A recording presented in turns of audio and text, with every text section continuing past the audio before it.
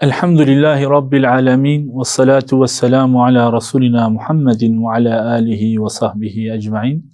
Kâle Allahu Teala fi kitabihil kerim. Euzu billahi mineşşeytanirracim. Bismillahirrahmanirrahim. Kul innes salati ve nusuki ve mahyaya ve memati lillahi Rabbil alemin. Sadakallahul azim.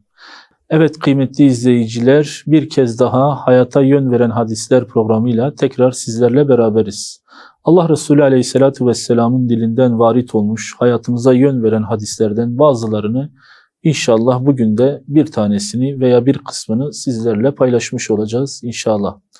Bizler de hayat serüvenimizin içindeyken birçok olayla, birçok hadiseyle karşı karşıya geliyoruz ve karşılaştığımız hadiselere, olaylara aslında bir mihenk taşı bazen bize lazım oluyor. Nasıl olaylara yaklaşacağız, nasıl bakacağız veya bazen bazı ortamlara giriyoruz. O ortamlardaki duruşumuz veya Allah'ın razı olduğu nasıl bir duruş sergilemizi bazen bilmiyoruz, bazen gözden kaçırıyoruz, bazen unutuyoruz. İşte Allah Resulü Aleyhisselatü Vesselam'ın da sahabeye bazen bazı hadisleri hayatlarının bütün evrelerinde kullanabilecekleri ve belki de unutmamaları gereken bazı hadisler rivayet etmiş. Ve bu hadislerden bazıları yaşanmış olaylardan Allah Resulü bazen derc etmiştir, toplamıştır. Bazen gelecekte yaşanacak olaylardan, bazen de bizzat o ortamda Allah Resulü'nün sahabeyi uyararak ve göstererek, taltif ederek, örneklik göstererek, ibretlik aldırarak onlara hadis-i şerifler söylemiştir.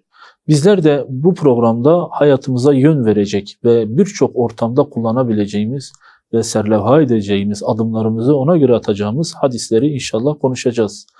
Kıymetli Müslümanlar, bu gibi programlar, mesela biz burada şu anda Allah Azze ve Celle'nin dininin bazı ayetlerini, hadislerini ve sizlerle paylaşıyoruz. Sonuçta bir ortamdayız ve beraberiz, yan yana geliyoruz. Her ne kadar mekanlarımız farklı olsa da, yerlerimiz farklı olsa da bu mekanlarda, yani Allah'ın yeryüzünde Allah'ın dininin konuşulduğu her ortam Allah için kıymetlidir. Allah böyle ortamları, böyle mekanları taltif eder. Mesela bazen duyuyoruz, toplumumuzun bir kültürü haline gelmiş, insanlar mevlütler okutur, hatimler indirir veya mescitte, camilerde yan yana gelir, Allah'ın dini için sohbetler oluştururlar. Veya bazen 3-5 arkadaş yan yana gelir. Ya biz ne yapalım? İşte Hazreti Peygamber'in hayatını okuyalım. Hazreti Peygamber'in anlatan kitaplar okuyalım. Veya başka bir ortamda, bir iş yerinde 3-5 tane insan yan yana gelir. Biz ne yapalım? Bir tesbih çekelim, zikir edelim. Yani Allahu Teala'yı analım, tesbih edelim. Ve işte Allah Resulü Aleyhisselatü Vesselam'ın hadislerinden birbirimize anlatalım. Ve bazen de mesela büyük toplantılar oluşuyor. Büyük toplantılar, devasa, Hazreti Peygamber'in mevlid etkinlikleri gibi Hazreti Peygamber'in konuşulduğu, Hazreti Peygamber'in anlatıldığı, hayatının anlatıldığı, Kur'an'ın ayetlerinin okunduğu, kasideler, ezgiler, ilahilerin okunduğu böyle ortamlar var. Yani hülasa hayatımızın farklı alanlarında Allah'ın anlatıldığı, Allah'ın konuşulduğu sohbetler yapılır. Veya derneklerde, cemaatlerde, tarikatlerden hepsinde haftalık sohbetler vardır. Peki gerçekten bu sohbetler Allah nazarında, Allah'ın indinde, Peygamber'in bu konuya dair söylediği bir şey var mıdır? Veya Allah Resulü böyle ortamlara ne demiştir? Nasıl bir tepkide bulunmuştur? Veya bu noktada bizim nasıl bir duruş ile katılmamız gerekiyor mu? Gerekmiyor mu? Yoksa işte kişi gelmiş, tesbih çekiyor, Kur'an-ı Kerim okuyor. Ben de tek başıma oturayım, kendi evimde yalnız kendime Kur'an okuyayım. Ya böyle ortamlara girmemize gerek yok gibi sorular da insanın aklına geliyor. Ancak burada bizim için serlevha olacak şey nedir? Biz nasıl bir ortamda, yani tavrımız, davranışımız nasıl olmalıdır gibi bir soru aklımıza geldiğinde hemen Hazreti Peygamber Aleyhisselatü Vesselam'ın bu konuya dair söylediği hadisi şerifi önümüze koymamız gerekiyor. Allah Resulü Aleyhisselatü Vesselam sahabeyi de bu noktada eğitmiştir. Yani sahabe bir cemaatti, bir topluluktu ve bunlar yani birbirlerini bilen, bilinçli, şuurlu, bugünün tabiriyle söyleyeyim, bir örgütleşmiş, yan yana kenetlenmiş kerpiç taneleri gibi bir cemaat oluşturmuştu Allah Resulü Aleyhisselatü Vesselam. Onlar da bu ve bunun gibi sorular malumdur ki herhalde sorulmuştur. Allah Resulü bunun ne kadar kıymetli olduğu, Allah'ın anıldığı meclislerin ne kadar kıymetli olduğu, Allah'ın ayetlerinin konuşulduğu meclislerin, ortamların, oturumların ne kadar önemli olduğu ve Allah'ın zikredilen ortamların ne kadar kıymetli olduğunu Hazreti Peygamber ancak peygamberlerin haber vereceği bir nitelikte bize ulaştırmıştır. Allah Resulü Aleyhisselatü Vesselam bir gün sahabeye diyor ki Allah'ın yeryüzünde seyyar melekleri vardır. Ne demektir seyyar? Gezici anlamında kullanmış Allah Resulü Aleyhisselatü Vesselam. Malum herhalde sahabe de bunu sormuş ve Allah Resulü devam ediyor. Ne demek seyyar? Allah'ın yeryüzüne sadece bu iş için gezici melekler istihdam ettiği, yanında bunun için yarattığı melekler vardır. Ne yapar bu melekler? Nerede Allah'ın adının anıldığı, Allah'ın ayetlerin okunduğu, Allah'ı bahseden, zikredilen meclisler varsa o meleklerin işi yeryüzünde bu melekleri arayıp bulmaktır. Biliyoruz ki Allahu Teala'nın yeryüzünde birçok iş için yarattığı melekler vardır. Mesela Allah Resulü Aleyhisselatü Vesselam yağmuru anlatırken sahabeye her yağmur tanesini buluttan aşağıya yere indiren bir melek vardır. Allahu Ekber. Düşünün, her yağmur tanesini buluttan alıp yeryüzüne düşeceği noktaya indiren bir melek vardır. Öyle ki Allah Resulü Aleyhisselatü Vesselam'ın anlatırken Allah'ın yarattığı meleklerin sayısını da ancak biz böyle tahayyül edebiliyoruz. Diyor ki Allah bu iş için bir melek yaratmıştır ve o iş melek buluttan yağmuru alır, yere indirir. İkinci bir defa sıra gelmesi için kıyamete kadar bekler de sıra ona gelmez. Allah için yaratmak, kul için yapmaktan çok çok daha kolaydır. Allah ol demiş ya, kün feyekun, ol dedikçe olar. Bizim ilmimiz, fehmimiz, aklımız bunu idrak etmede, bütünleme bir şekilde düşünmede acizdir. Aciziz ki Allah'ın ilminden kuşatma noktasında onu düşünemiyoruz. Onun için ancak böyle teşbihlerle, misaller ile Allah Resulü bize anlatıyor. Bu melekler, bu seyyar melekler yeryüzünü gezip dolaşıyor diye başlıyor Allah Resulü. Geziyorlar, geziyorlar. Nerede Allah'ın anıldığı bir meclis varsa, Allah'ın dininin anıldığı bir meclis varsa ararlar, ararlar.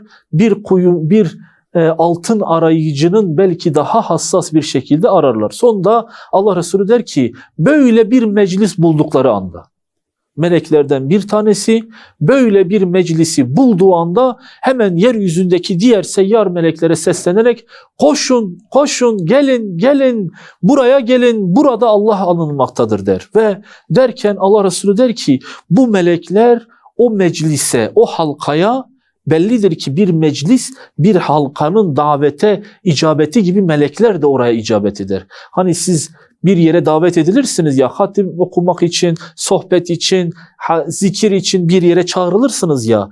İşte aynen belki o seda meleklerin de kulağına gider. Koşun falanca gün, falanca saatte, şu anda, şurada bir meclis toplandı. Allah anılmaktadır, zikredilmektedir, Kur'an okunmaktadır, ibadet edilmektedir. Derken bütün o gören melek de bütün melekleri çağırır. Öyle bir atmosfer oluşur ki yeryüzündeki bütün melekler o mecliste Allah'ın anıldığını duymak için ve oraya dahil olan insanları kayıt altına, zapturapt altına almak için, o meclise gelen insanlara nazar etmek için tabiri caizse birbirlerinin sırtına basarlar. Öyle ki birinci kat semanın ta tavanına kadar melekler birbirlerinin üzerine üşüşür. Melekler orayı terk etmez. Ta ki Allah Resulü der ki, ta ki o insanlar oradan çıkıp gidinceye kadar. Düşünün. İnsanlar o meclisi terk etmeyinceye kadar o melekler orayı terk etmez. Ve orada bulunduğunuz süre boyunca, Allah Resulü diyor, kişi orada bulunduğu süre boyunca melekler ona mağfiret eder, melekler ona dua eder, melekler onun gıyabında Allah'a münacat eder. Ta ki o meclis dağılıncaya kadar. Sonra dağılır o meclis, herkes evine gider ama meleklerin işi bitmez. sonra görevlerinin, işlerinin yapıp yapmadıklara dair Allahu Teala hesap vermeye gider. Hadis-i şerif şöyle devam eder. Der ki Allah bildiği halde meleklerin ne yaptığını onlara sorar. Der ki ey melekler, bir işiniz vardı, vazifeniz vardı. Siz bugün yeryüzünde ne yaptınız? Ne işle meşgul oldunuz? Melekler der ki ya Rabbi, bizler öyle bir mübarek cemaatin yanından geliyoruz ki, öyle güzel bir cemaatin yanından geliyoruz ki, öyle kıymetli bir cemaatin yanından geliyoruz ki, ya Rabbi onlar oturduğunda Subhanallah dedi, onlar ayaktayken Allahu Ekber dedi, Subhanallah dedi, Allahu Ekber dedi, Elhamdülillah dedi. Ya Rabbi onların oturuşları zikir, kalkışları zikir, konuşmaları hamd, bitirmeleri hamd. Onlar o anda bulundukları süre boyunca senin dinini konuştular, senin dinini tartıştılar, senin için konuştular, ukbaya dair konuştular. Dünya hayatını senin istediğin şekle getirmek için, sosyal hayatı senin istediğin şekle getirmek için, senin emirlerini yerine getirmek için bunlar yan yana geldiler. Seni zikrettiler, seni andılar, senin davan için, mücadele için ne yapılabilir diye konuşmaya başladılar. Onun için ya Rabbi bizler öyle bir mübarek meclisten geldik ki, ya Rabbi işte başlarlar onların methetmeye, onlara dua etmeye, onların kıymetini Allah'ın yanında belli olmasına rağmen kıymetini arttırmaya. Allah Azze ve Celle meleklerle konuşması şöyle devam edecek. Bildiği halde yine soracak. Peki onlar ne istiyorlardı? Yani bir temennileri, bir beklentileri var mıydı benden? Onlar madem benim için yan yana gelmişler, madem benim için bir cemaat olmuşlar, madem benim için zikre başlamışlar, onların benden bir beklentisi var mı? Melekler hemen cevap verir. Ya Rabbi, onların beklentisi, temennisi senden. Senin rızandır, senin affındır, senin rızanı kazanmaktır. Ve ya Rabbi, rızanın neticesi olan, senin affının neticesi olan senin cennetini senden istemektedirler. Buna taliptirler. Bunun için de gayret etmektedirler. Allahu Teala bildiği halde tekrar soracak. Peki bu istedikleri cenneti onlar gördüler mi ki? Cennetin mükafatlarını biliyorlar mı ki? Cennetin ne olduğunu müşahede ettiler mi ki? Bilmiyorlar. Bilmiyoruz. Meleklere sorulan bu soruya melekler de aynen ya Rabbi cenneti görmediler, doğrudur. Görmüşler mi ki cenneti? Hayır ya Rabbi cenneti görmemişler. Allah Azze ve Celle cevap verecek. Diyecek ki keşke bir görseydi. Ah keşke kullar cenneti bir görseydi. Tabiri caizse Allahu Teala sanki böyle iç çeker gibi Allah kullarının cennetini görebilseydi, sünnetullah'ta bu olsaydı ne kadar büyük bir mükafat. Sadıklarla, şehitlerle, sıddıklarla tahtlar üzerinde oturmanın ne demek olduğunu, orada Allah'ın rızasının ne demek olduğunu, Allah'ın hoşnut olmasının ne demek olduğunu, Allah ile görüşmenin orada ne demek olduğunu, cennet nimetlerinin ne demek olduğunu ah bir görebilselerdi. Allah diyor bir görseydiler. Bir görseydiler. Şimdiki ibadetlerin misliyle yapacaktılar. Geceleri gündüzleri Allah'a ibadet, Allah'ın rızasını kazanmak ile meşgul ile geçecektiler. Bir görseydiler diye diyor Allahu Teala. Sonra dönüp diyor. Peki onların korktukları bir şey var mıydı? Sıkıldıkları, endişe içinde oldukları bir şey var mıydı? Melekler hemen mukabelede bulunuyor. Ya Rabbi diyor. Onlar cehennemden korkuyorlar. Onlar cehennemden sana sığınıyorlar. Cehenneme düşmemek için için dua ediyorlar. Ya Rabbi onların temennisi cehenneme girmemek. İki akıbet var ya, hani ya cennet ya cehennem. Ya iyi ya kötü. Büsbütün ya cehennem kuyularından bir kuyu ya da cennet bahçelerinden bir bahçe.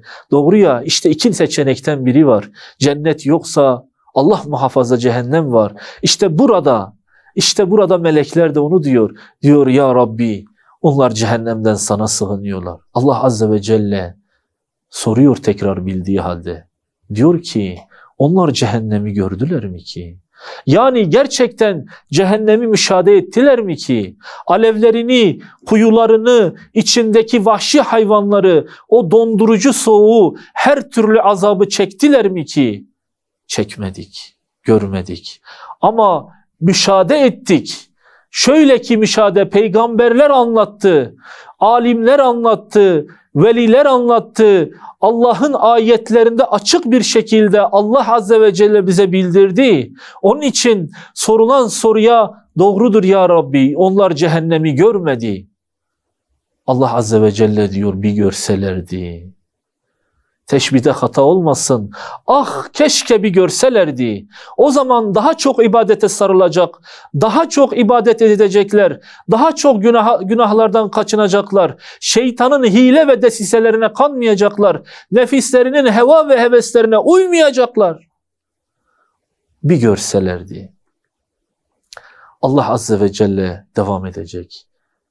Peki kimlerdi? Melekler diyecek ki şu insanlardı. Ancak ya Rabbi o toplum içinde, o cemaat içinde biri dışında diğerlerinin hepsi senin rızan için yan yana gelmiş sait adamlar, iyi adamlardı. Biri vardı. Aslında onun derdi senin dinini zikretmek, seni zikretmek, seni konuşmak, sana ibadet etmek, senin için yan yana gelmek değildi. İçlerinden bir tanesi şaki bir adamdı, kötü bir adamdı. Öylesine gelmişti. Biri ısrar etmişti de ya gel işte şuraya gideceğiz 10 dakika otur. Hele sen de gel bir otur. Hele gel sen de bir dinle. Ama adamın derdi o değildi. Belki adamın derdi o meclisi ifsad etmekti. Belki adamın derdi o meclise kötülük yaymaktı. Belki adam orada münafıklık yapmak istiyordu. Yani adamın derdi senin rızanı kazanmak değildi. O adam şaki bir adamdı. Hepsi saitti de içinden bir adam vardı. O senin razı olamayacağın nitelikte bir adamdı. Onun dışında isim listesi kişiler şunlardır. Allah Azze ve Celle nazarında Allah için yan yana gelmek, Allah'ı zikretmek, Allah'a ibadet etmek, Allah'ın davasını, dinini konuşmak ne kadar önemli olduğunu hadisin şu bölümünde anlıyoruz. Vallahi o cemaat benim nazarımda öyle bir kıymetlidir ki oranın içindeki şaki adam dahi olsa o cemaatin hatırına ben o şaki adamı bile affettim diyor. Allah Resulü Aleyhisselatü Vesselam.